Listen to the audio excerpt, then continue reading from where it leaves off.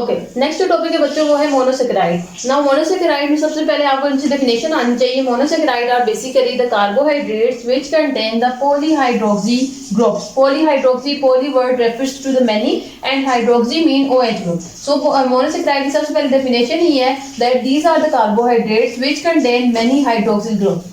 और उनमें भी पॉलीहाइड्रोक्सी जो है वो कभी तो ऐसे पॉलीहाइड्रोक्सी होंगे जिनमें कीटोन साथ लगा होगा और कुछ ऐसे पॉलीहाइड्रोक्सी मोनोसेकेराइड होंगे जिनमें एल्डिहाइड ग्रुप लगा होगा।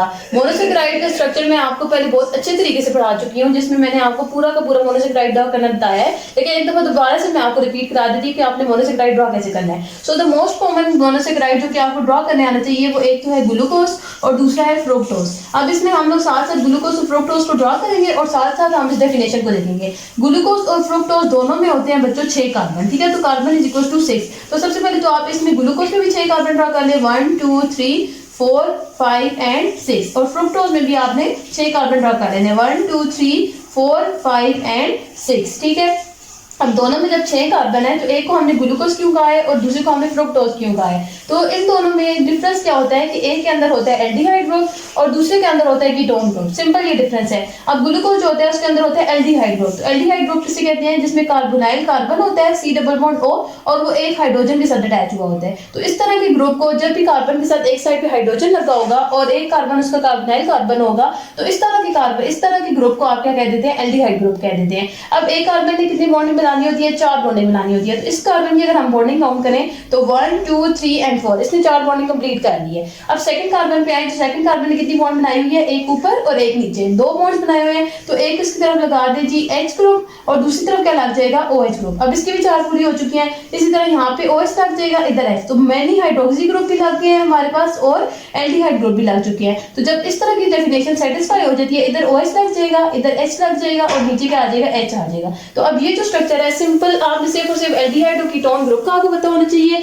आपको ये पता होना चाहिए आपने हाइड्रोजन हाइड्रोक्सिल ग्रुप कैसे लगाने हैं। तो आप सिंपल, और आपको ये पता होना चाहिए कि ग्लूकोज और फ्रुक्टोज में कार्बन कितने हैं, एल्डिहाइड और कीटोन ग्रुप को कैसे ड्रा करते हैं, हाइड्रोक्सिल ग्रुप कैसे लगाते हैं। ये सारी चीजें जब आपको पता होंगी तो आपको मोनोसेकेराइड ड्रा करना बिल्कुल मुश्किल नहीं लगेगा। Then comes to the fructose. Fructose contain 6 carbon. So I already draw the 6 carbon atoms. उसके बाद आपने इनकी बॉन्डिंग पूरी करनी है और आपने ग्रुप लगाना है और कीटोनिक ग्रुप लगाना है, फंक्शनल ग्रुप, और साथ ही आपने हाइड्रोक्सिल ग्रुप ऐड कर देना है। कीटोन में क्या होता है कि कार्बोनाइल कार्बन के दोनों तरफ कार्बन लगे होते हैं। तो अगर मैं यहाँ पे कार्बोनाइल कार्बन लगाऊं तो इसके ऊपर तो कार्बन ही नहीं होगा, इसलिए कार्बोनाइल कार्बन सेकंड कार्बन पे आता है कि इसके ऊपर भी कार्बन लगा हुआ है और इसके नीचे भी कार्बन लगा हुआ है। एल्डिहाइड और कीटोन में डिफरेंस ये होता है कि एल्डिहाइड के एक तरफ हाइड्रोजन लगा होता है और कीटोन के जो कार्बोनाइल कार्बन होता है उसके दोनों तरफ कार्बन लगे होते हैं। Now this carbon completed it's 4 bonding. Carbon 1 2 3 4 इसकी जो है इस कार्बन की बॉन्डिंग पूरी हो चुकी है। इस कार्बन को देखें तो इसने सिर्फ और सिर्फ एक बॉन्ड बनाई हुई है। तो एक तरफ तो OH लगा दें आप, पॉलीहाइड्रोक्सी जो है, और दूसरी तरफ H। अब 3 हो चुके हैं तो चौथी को कंप्लीट करेगा कौन, हाइड्रोजन। इसी तरह इस कार्बन को देख लें तो यहाँ पे क्या लग जाएगा, H और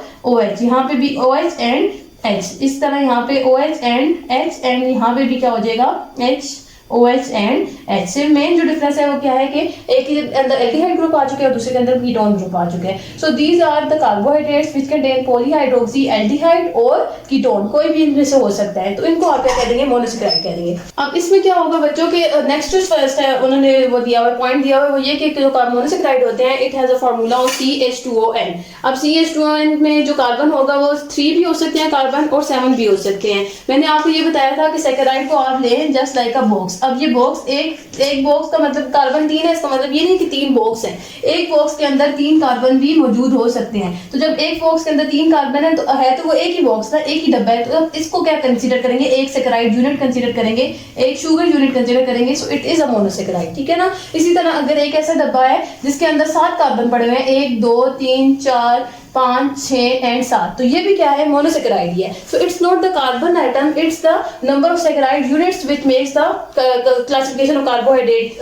अगर एक यूनिट है, एक सेकेराइड यूनिट है तो वो मोनोसेकेराइड हो जाएगा। अब उस सेकेराइड यूनिट में 3 कार्बन है, 4 कार्बन है, 5 कार्बन है, 6 कार्बन है, ये 7 कार्बन है। 7 कार्बन तक एक सेकेराइड यूनिट में जो है वो मोनोसेकेराइड यूनिट कंस्टिट्यूट कर रहे होते हैं। तो इसका फॉर्मूला क्या हो सकता है, CH2ON। अब कार्बन जो है वो 3 लगा दे तो C3 हो जाएगा, H6 हो जाएगा और O3 हो जाएगा। इस तरह से आपके पास जो है इसका फॉर्मूला आ जाता है। उसके बाद उन्होंने दिया हुआ है all carbon atom have hydroxyl group except 1। तो सिंपल आपने स्ट्रक्चर सामने देख लें कि सारे इस कार्बन के साथ भी हाइड्रोक्सिल ग्रुप लगा हुआ है, इस कार्बन के साथ भी हाइड्रोक्सिल, इस कार्बन के साथ भी, इस कार्बन के साथ भी, इस कार्बन के साथ भी। सिर्फ एक ऐसा कार्बन होता है मोनोसेकेराइड में जिसके साथ कोई भी हाइड्रोक्सिल ग्रुप नहीं अटैच होता। तो उस तरह वो जो कार्बन होता है वो किसका पार्ट होता है, वो फंक्शनल ग्रुप का पार्ट होता है। अब यहाँ पे देखिए ये एल्डिहाइड फंक्शनल ग्रुप का कार्बन है ना, तो इसलिए इस कार्बन एटम जो फंक्शनल ग्रुप का कार्बन एटम होता है उसके साथ कोई भी हाइड्रोक्सिल ग्रुप नहीं रखा होगा। बाकी जितने भी कार्बन है उन सब के साथ क्या लगे होंगे, हाइड्रोक्सिल ग्रुप लगाए होंगे। यहाँ पे भी देख लें, यहाँ पे भी इधर भी हाइड्रोक्सिल ग्रुप लगा हुआ है, इधर भी इधर भी इधर भी और इधर भी। सिर्फ जो फंक्शनल ग्रुप वाला कार्बन है उसके साथ कोई भी हाइड्रोक्सिल ग्रुप नहीं लगा हुआ।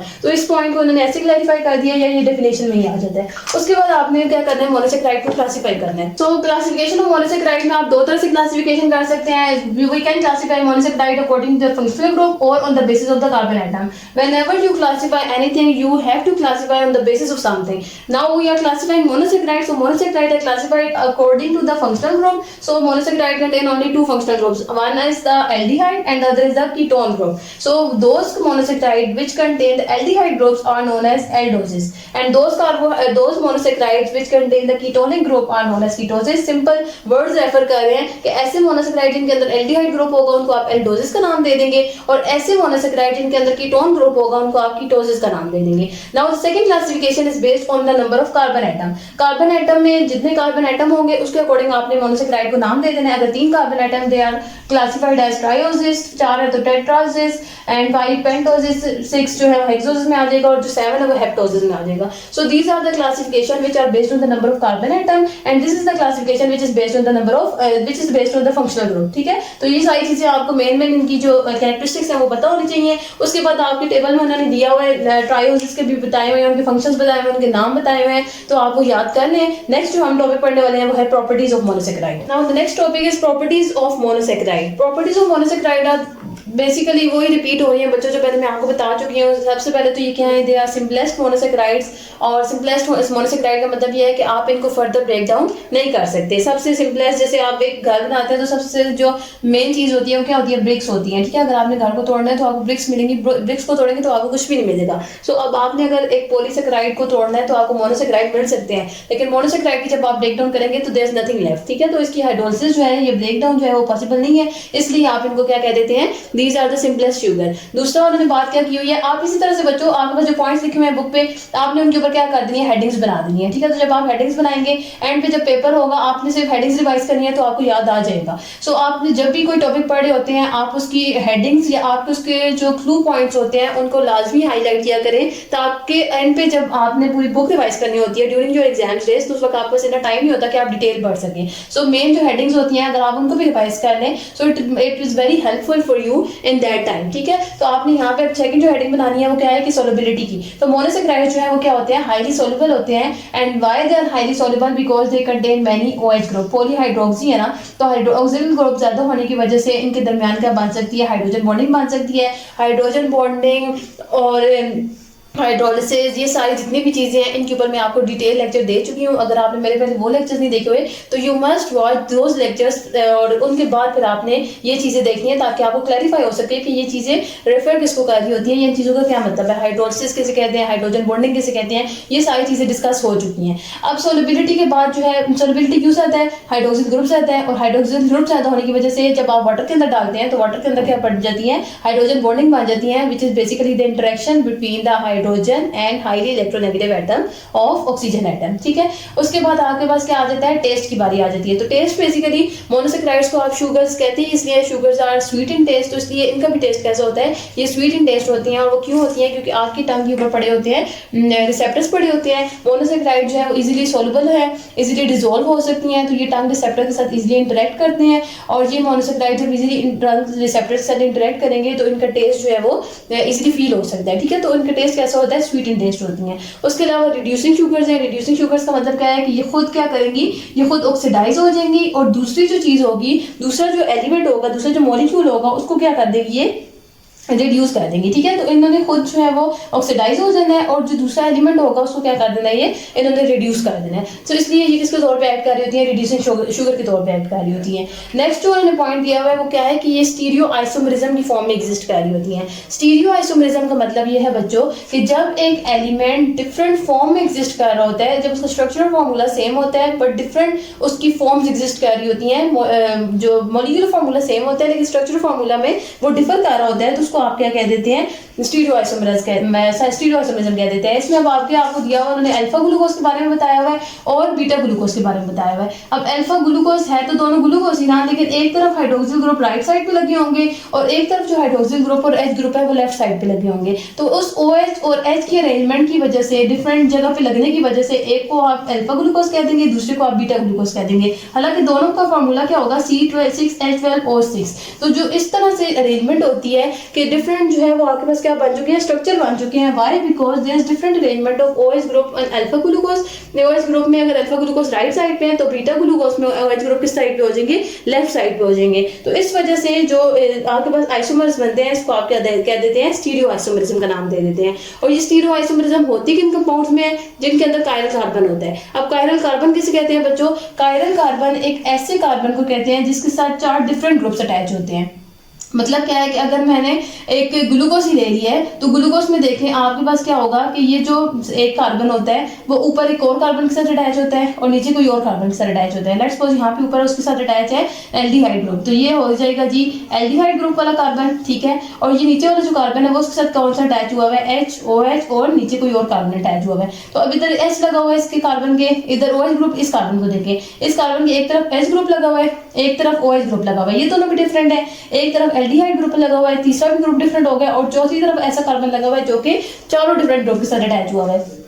तो ये जब एक कार्बन देखें हम तो ये चारों ऐसे कार्बन के साथ अटैच, चारों ऐसे ग्रुप्स के साथ अटैच है जो कि एक दूसरे के साथ कहीं पे भी रिजेम्बलेंस शो नहीं कर रहे। तो इस तरह के कार्बन को आप क्या नाम दे देते हैं, कायरल कार्बन का नाम दे देते हैं या एसिमेट्रिक कार्बन का नाम दे देते हैं। कोई सिमेट्री नहीं है ना बच्चों। यहाँ पे देखें, अब इस कार्बन को अगर आप देखें तो इस कार्बन में एक तरफ वो हाइड्रोजन के साथ अटैच है, एक तरफ ऑक्सीजन के साथ उन्होंने डबल बॉन्ड बनाया हुआ है और नीचे क्या बनाया हुआ है, उसने कार्बन के साथ बॉन्ड बनाया हुआ है, ठीक है। तो ये जो सेकंड वाला कार्बन है ये क्या हो जाएगा, इसके अंदर एसिमेट्रिक कार्बन आ गया, ये कायरल कार्बन के तौर पर एक्ट करेगा। और इस कायरल कार्बन के प्रेजेंस की वजह से ये क्या कौन सा फिनोमेना शो कर रहे होते हैं, स्टीरियो आइसोमरिज्म का फिनोमेना शो कर रहे होते हैं। अगर इसके अंदर एक कायरल कार्बन एटम होता या इसके अंदर सिमेट्रिक कार्बन एटम होता तो फिर ये स्टीरियो आइसोमरिज्म का फिनोमेना शो नहीं कर सकते थे, ठीक है। तो प्रॉपर्टीज में आपने सिंपल यही बातें बतानी है। उसके अलावा जो लास्ट प्रॉपर्टी है वो ये क्या है, मोनोसेकेराइड जो है वो 2 फॉर्म्स में एग्जिस्ट कर रहे होते हैं, but not all monosaccharide exist in 2 forms.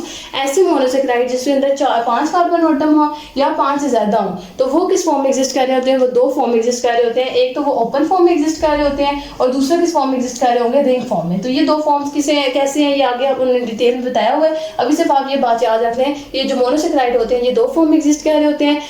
इसमें जो 5 कार्बन है, 5 कार्बन वाले पेंटोसिस हैं और उससे ज्यादा वाले हेक्सोसिस और हेप्टोसिस, ठीक है। ये जितने भी कार्बन ये मोनोसेकेराइड्स हैं ये या तो ओपन फॉर्म में एग्जिस्ट कर रहे होंगे या फिर रिंग फॉर्म में। 5 से कम कार्बन एटम वाले 2 फॉर्म में एग्जिस्ट नहीं कर रहे होते। सो ये बेसिकली बेसिक सी प्रॉपर्टीज थी। सबसे पहले क्या था कि ये सिंपलेस्ट होते हैं, इनको हाइड्रोलाइज नहीं कर सकते, इनकी सोलबिलिटी बहुत ज्यादा होती है, इनका टेस्ट बहुत अच्छा होता है, स्वीट इन टेस्ट होती हैं, ये रिड्यूसिंग शुगर्स होती हैं, दूसरे को ऑक्सीडाइज कर देती हैं, खुद रिड्यूस हो जाती हैं। इनके अंदर स्टीरियो आइसोमरिज्म होती है और वो क्यों होती है, क्योंकि इनके अंदर कार्बन प्रेजेंट होता है और इसके अलावा इनकी 2 फॉर्म्स एग्जिस्ट कर रही होती हैं, एक रिंग फॉर्म और दूसरी open form. Now the next topic is structure of monosaccharide. So monosaccharide exist in 2 forms. One is the open form and the second is the ring form. जो open form होती है वो उन monosaccharides की होती है जो कि crystalline form में होते हैं जब वो aqueous solution में नहीं पड़े होते। लेकिन जैसे ही वो aqueous solution में पड़े होते हैं तो वो जो उनका open structure होता है it is converted into the ring structure। तो aqueous solution में जब भी monosaccharide होंगे तो वो किस form में exist कर रहे होंगे, ring form में exist कर रहे होंगे। और अगर aqueous solution में नहीं है तो वो किस form में exist कर रहे होंगे, crystalline form में, open form में exist कर रहे होंगे, ठीक है। अब अगर वो रिंग फॉर्म में एग्जिस्ट कर भी रहे हैं, एक्वस सॉल्यूशन में आपने डाल दिया है तो 2 तरह के रिंग स्ट्रक्चर बनते हैं बच्चों। One is the furanose and the second is the pyranose. अब इनकी फ्यूरानोस कैसे ड्रॉ करना है, पायरानोस कैसे ड्रॉ करना है और इन दोनों में क्या डिफरेंस है ये आपको पता होना चाहिए। फ्यूरानोस जो है वो ऐसे स्ट्रक्चर होता है जिसमें 5 कॉर्नर्स होते हैं। सो 5 कॉर्नर्स आप कैसे ड्रॉ करेंगे और उसमें 5 कॉर्नर्स में आप लेट्स सपोज ये एक कॉर्नर है, ये एक कॉर्नर है, 1 2 3 4 5, ठीक है, 1 2 3 4 5। तो ये आपके पास क्या हो जाएगा, ये फ्यूरानोस हो जाएगा, ठीक है। Now comes to the pyranose. Pyranose contain 6 corners. तो 6 कॉर्नर्स में आप कैसे एडिशनल करेंगे, एक और कॉर्नर आपने ऐड करना है, 1 2 3 4 5 6 और ये आपके पास क्या हो जाएगा, इसके साथ अटैच हो जाएगा, ठीक है। तो 1 2 3 4 5 6 ये आप जितना अच्छी प्रैक्टिस करेंगे उतना अच्छे इजीली आप इसको ड्रॉ कर सकते हैं। लेकिन आपको फ्यूरानोस में क्या है, 5 कॉर्नर्स होने चाहिए। पायरानोस ऐसा स्ट्रक्चर होता है जिसमें 6 कॉर्नर्स होने चाहिए। अब उसमें से एक कॉर्नर आपको किसने दे, आप एक कॉर्नर आपने साइन कर देना है ऑक्सीजन के लिए और बाकी चारों कॉर्नर्स किसको रिप्रेजेंट कर रहे होंगे, कार्बन को। अब पायरोनोस में 6 कॉर्नर्स है, तो उसमें से एक कॉर्नर आपने किसको देना है, ऑक्सीजन को देना है, और बाकी जो 5 कॉर्नर्स होंगे वो किसको रिप्रेजेंट कर रहे होंगे, कार्बन को रिप्रेजेंट कर रहे होंगे। उसके अलावा ऑक्सीजन जो आपने लगानी है वो किसके दरमियान लगानी है, कार्बन नंबर 1 पे और कार्बन नंबर 4 पे। इसका मतलब है यहाँ पे जो आपने कार्बन ड्रॉ करना है वो carbon number 1 and carbon number 4 होना चाहिए। ये C1 हो जाएगा और ये C4 हो जाएगा। इसी तरह यहाँ पे जो कार्बन होगा वो कार्बन नंबर 1 और कार्बन नंबर 5 हो जाएगा, तो ये क्या हो जाएगा, C1, और ये वाला कार्बन कौन सा हो जाएगा बच्चों, C5। हम लोगों ने कहा ना पेंटोज या उससे ऊपर जितने भी मोनोसेकेराइड्स हैं वो रिंग फॉर्म में एग्जिस्ट कर सकते हैं, उससे नीचे वाले नहीं कर सकते। तो 5 तो लाजमी होंगे कार्बन, तो इसलिए यहाँ पे जो 4 कार्बन अगर रिंग में आए हुए हैं तो जो 5वां या 6वां होगा वो रिंग से बाहर पड़ा होगा, ठीक है ना। तो लेकिन अभी आपको मेन बेसिक में स्ट्रक्चर ड्रॉ करना बता रही हूँ कि किस तरह से आपने पायरानोस को ड्रॉ करना है और किस तरह से आपने फ्यूरानोस को ड्रॉ करना है। सबसे पहले आप उसके कॉर्नर्स ड्रॉ कर लें, उसके बाद आपको पता होना चाहिए कि कार्बन कहाँ पे असाइन करने हैं और ऑक्सीजन कहाँ पे असाइन करने हैं। अब उसके बाद उन्होंने बताया कि जितने भी पेंटोजेस है, चाहे वो एल्डोपेंटोजेस है या वो कीटोपेंटोजेस है, सारे के सारे किस फॉर्म में एग्जिस्ट कर रहे होते हैं, फ्यूरानोस में। पेंटोजेस तो सारे के सारे फ्यूरानोस में। दूसरी चीज क्या आती है, 6 कार्बन। हेक्सोजेस जितने भी होते हैं उसमें से जो एल्डोहेक्सोजेस होते हैं वो सारे के सारे किस फॉर्म में एग्जिस्ट कर रहे होते हैं, पायरानोस की फॉर्म में। एल्डोहेक्सोजेस का मतलब क्या है बच्चों, एल्डो मीन एल्डिहाइड ग्रुप होगा उनके अंदर और हेक्सो मीन हेक्सेन, 6 कार्बन उनके अंदर होंगे। तो 6 कार्बन एल्डिहाइड ग्रुप वाले मोनोसेकेराइड जो है वो पायरानोस फॉर्म में एग्जिस्ट कर रहे होते हैं when they are in aqueous solution. और जो उसके अलावा एल्डोहेक्सोजेस के अलावा जो कीटोहेक्सोजेस हैं वो किस फॉर्म में एग्जिस्ट कर रहे होते हैं, फ्यूरानोस की फॉर्म में एग्जिस्ट कर रहे होते हैं, ठीक है। तो ये बेसिक सा कंसेप्ट था। उसके बाद उन्होंने बताया हुआ है कि किस तरह से ये स्ट्रक्चर रिंग स्ट्रक्चर जो है ओपन स्ट्रक्चर रिंग स्ट्रक्चर में कन्वर्ट होता है। अब नेक्स्ट जो उन्होंने बताया हुआ है, उन्होंने 2 शुगर्स का आपको बताया हुआ है कि किस तरह से वो ओपन स्ट्रक्चर होती हैं और किस तरह से वो रिंग स्ट्रक्चर में कन्वर्ट हो रही होती हैं। सो सबसे पहले हम ड्रॉ करना सीखेंगे एल्डोहेक्सोज शुगर, और उसके बाद मैं आपको ड्रॉ करना सिखाऊंगी एल्डोपेंटोज शुगर। एल्डोहेक्सोज शुगर का मतलब क्या है कि इसके अंदर एल्डिहाइड ग्रुप होगा, 6 कार्बन है। तो ये तो पहले भी हम ड्रॉ कर चुके हैं, इसका ओपन स्ट्रक्चर ग्लूकोज को कहते हैं, ठीक है। 6 कार्बन वाले एक्सोज को आप ड्रॉ कर लें, ग्लूकोज अब आपको ड्रॉ करने आना चाहिए बच्चों। 1 2 3 4 5 एंड 6, ठीक है। और उसके अलावा एल्डो है तो एल्डो में आपने एल्डिहाइड ग्रुप लगा देना है और साथ ही आपके पास इधर क्या आ जाएंगे, OH आ जाएगा, ठीक है। यहाँ पे OH ड्रॉ कर दें, बाकी यहाँ पे OH ड्रॉ कर दें और वहाँ पे क्या ड्रॉ हो जाएगा, H ड्रॉ हो जाएगा, ठीक है ना। ऑपोजिट आप ड्रॉ कर लें तो ज़्यादा बेहतर है। इधर OH ड्रॉ कर दें, इधर H ड्रॉ कर दें, इधर OH एंड इधर H, again OH H and OH and H and H, 4 bonding आपने कार्बन की पूरी करनी होती है। अब होगा क्या कि अब यहाँ पे जो कार्बन नंबर 1 है, बॉन्ड नंबरिंग आप यहाँ से स्टार्ट करनी है। ये कार्बन नंबर 1 इंटरेक्ट करेगा जब भी आप इसको वाटर में डालेंगे विद द कार्बन नंबर 5, ठीक है ना। ये कार्बन नंबर 5 यहाँ पे आ गया, तो इसकी इंटरेक्शन होगी इस कार्बन नंबर 5 के साथ। सो जब ये कार्बन नंबर 1 कार्बन नंबर 5 के साथ इंटरेक्ट करेगा तो उसने अपने ऑक्सीजन के साथ क्या कर दिया, बॉन्ड तोड़ दिया है। तो यहाँ पे जो ऑक्सीजन है वो इन दोनों के दरमियान बनाएगा कनेक्शन। कार्बन नंबर 1 कनेक्ट हो जाएगा कार्बन नंबर 5 के साथ, ठीक है ना। यहाँ पे आपने जो मेंशन करना है वो कार्बन नंबर 1 हो जाएगा, यहाँ पे ये कार्बन नंबर 1 है और ये कौन सा हो जाएगा, कार्बन नंबर 5, ठीक है। अब कार्बन नंबर 5 के साथ एक और कौन सा कार्बन अटैच था, कार्बन नंबर 6। तो वो कार्बन नंबर 6 बच्चों रिंग में नहीं आएगा, वो कार्बन नंबर 6 रिंग से बाहर आएगा। ये वाला कार्बन आपने रिंग से बाहर रखना है, ठीक है। तो ये कार्बन जब रिंग से बाहर आया तो उसके साथ क्या अटैच था, H अटैच था, OH अटैच था और H अटैच था, ठीक है। तो ये 6 कार्बन आपने रिंग से बाहर रखना है। अब यहाँ पे कार्बन नंबर 1 को देखें अगर हम, तो कार्बन नंबर 1 ने ऑक्सीजन से अपनी एक बॉन्ड तोड़ दी थी, तो सिंगल बॉन्ड है। इधर उसके साथ क्या था, हाइड्रोजन लगा हुआ था और नीचे उसके साथ क्या लगा हुआ है, दूसरा कार्बन लगा हुआ है। तो कार्बन दूसरा आपने एज इट इज रखना है। अब ये जो कार्बन नंबर 1 है ये कार्बन नंबर 2 हो गया है। यहाँ पे 5 और 6 से पहले क्या आ जाएगा, कार्बन नंबर 4 आ जाएगा और उससे नीचे क्या आ जाएगा, कार्बन नंबर 3 आ जाएगा। तो जब आपको ये ड्रॉ करने आ जाएगा बच्चों तो आपके पास ऑलरेडी 5 कोऑर्डिनेट स्ट्रक्चर बन जाएंगे। ये इसको आप और नीट करके अच्छे से ड्रॉ करके बताएंगे कि किस तरह से जो है वो जो एक ओपन स्ट्रक्चर है वो कन्वर्ट हो जाता है रिंग स्ट्रक्चर में। तो यहाँ पे देखें कि आपके पास जो है वो ये कार्बन नंबर, इस कार्बन की देखें तो यहाँ पे कार्बन नंबर 1 था, H उसके साथ अटैच हुआ है। यहाँ पे इसकी अब एक जो बॉन्डिंग है वो इनकम्प्लीट है। अब ये एक बॉन्डिंग कंप्लीट कैसे होगी कि ये जो कार्बन है इसका जो OH ग्रुप है ये आके लग जाएगा कार्बन नंबर 1 के साथ। कार्बन नंबर 5 का OH ग्रुप उठेगा और वो किसके साथ आके अटैच हो जाएगा, कार्बन नंबर 1 के साथ। बाकी ये जो कार्बन नंबर 5 का H है ये इधर ही लगा रहेगा। तो ये देखिए कार्बन नंबर 5 की चारों बॉन्डिंग पूरी हो चुकी है, 1 2 3 एंड 4 इसके बॉन्डिंग पूरी है। सिर्फ इस कार्बन नंबर 1 का एक बॉन्ड जो है वो क्या हो रहा था, टूट रहा था, कम हो रहा था। तो वो एक बॉन्ड वो कैसे पूरा करेगा कि ये जो कार्बन नंबर 5 का OH बॉन्ड है ये अपने साथ अटैच करा लेगा। तो इस तरह से सारे के साथ बाकियों के साथ आपने एज इट इज वही लगा देना बच्चों, OH और H वो सारे तो एज इट इज 4 जो कार्बन है वो हर के साथ लग जाएंगे। लेकिन मेन स्ट्रक्चर ये है कि आपको मेन प्रॉब्लम ये है कि आपको ये स्ट्रक्चर ड्रॉ करने आना चाहिए। तो इस तरह से जो ओपन स्ट्रक्चर है वो किस में कन्वर्ट हो जाएगा, रिंग स्ट्रक्चर में कन्वर्ट हो जाएगा। अब नेक्स्ट जो है वो क्या है, एल्डोपेंटोज शुगर। एल्डो पेंटोज में सबसे पहले जो आपको इसका ओपन स्ट्रक्चर पता होना चाहिए। एल्डो का मतलब क्या है कि एल्डिहाइड ग्रुप लगा होगा, तो सबसे पहले आप इसका एल्डिहाइड ग्रुप ड्रॉ कर लें। उसके बाद पेंटोज के वर्ड इसको रेफर कर रहा है कि इसमें 5 कार्बन होंगे, 1 2 3 4 एंड 5, ठीक है, ये 5 कार्बन आ गए। उसके बाद आपने इनकी बॉन्डिंग कंप्लीट कर लेनी है, OH H OH and H, ये हर जगह पे आपने एज इट इज लगा देना, इसकी बॉन्डिंग कंप्लीट कर देनी है, ठीक है। यहाँ पे OH आ जाएगा, यहाँ पे H आ जाएगा और यहाँ पे H। अब इसके अलावा जो एल्डोपेंटोज होता है वो किस फॉर्म में एग्जिस्ट कर रहा होता है, वो फ्यूरानोज की फॉर्म में एग्जिस्ट कर रहा होता है। Furanose is basically 5 coordinate structure. तो अब इसमें भी यही होगा, वहाँ पे कार्बन नंबर 1 और 5 में इंटरेक्शन थी, यहाँ पे कार्बन नंबर 1 और 4th में इंटरेक्शन होगी, और जो 5वां कार्बन होगा वो रिंग से बाहर आ जाएगा, ठीक है। तो अब जो कार्बन नंबर 1 और 4 की इंटरेक्शन होगी, और इंटरेक्शन होगी कैसे, with the help of oxygen. दोनों एक तरफ आप कार्बन नंबर 1 लगा दें और एक तरफ आप कार्बन नंबर 4 लगा दें। यहाँ पे मैं 1 लगा देती हूँ और यहाँ पे मैं क्या लगा देती हूँ, कार्बन नंबर 4। तो पीछे कितने कार्बन बचते हैं बच्चों, 2 कार्बन जो कि इस रिंग के अंदर आने चाहिए। तो यहाँ पे आप कार्बन नंबर 2 लगा दें, यहाँ पे आप कार्बन नंबर 3 लगा दें। तो ये क्या बन जाएगा,